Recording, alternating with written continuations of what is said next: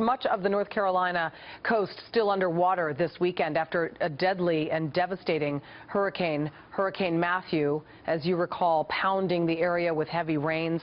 The state's governor saying some of the poorest areas were hit the hardest, and they continue to reel today, more than a week later. Bryan Llenas is live, tracking this and some other severe weather live in our New York City newsroom. Hey there, Bryan. Hi, Julie. Well, the rains from Hurricane Matthew may have stopped a week ago in North Carolina, but in the days since, the storm overwhelmed rivers and canals, flooding communities. In some parts of North Carolina saw 18 inches of rain. More than 2,300 people had to be rescued by helicopter or boat as communities battle water that reached 10 feet high in some areas, particularly in Cumberland and Wayne counties. The death toll in the Tar Heel state has risen to 26. The floodwaters receding, revealing 2 more bodies found submerged in their vehicles. Now the recovery begins in places like Princeville.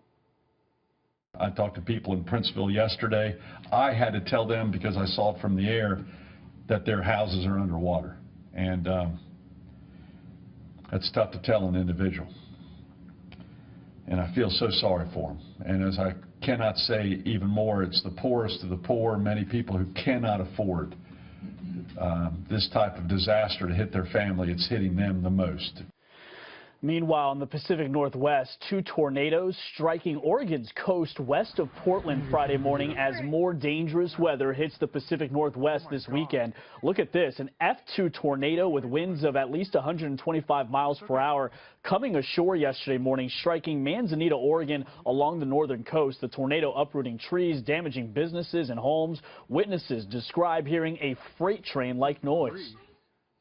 A friend of mine said, "Oh my God, look out the window." And we looked out the window, and there was a funnel cloud coming right off the ocean heading towards Manzanita. Sitting there looking out the window and heard the roar, you know, just like we see in all the footage around Texas all the time. And it's like, oh my gosh, there's a tornado, and saw it come right across right here. The twister toppling power lines at one point, leaving 15,000 residents without power. Luckily, there were no deaths or injuries. A second twister hit about an hour south in Oceanside, but caused no damage. The forecast today in Oregon and Washington is more dangerous weather, gusty winds, heavy rains, threatening mudslides and flooding. Julie? All right, Bryan Llenas, thank you very much. No problem.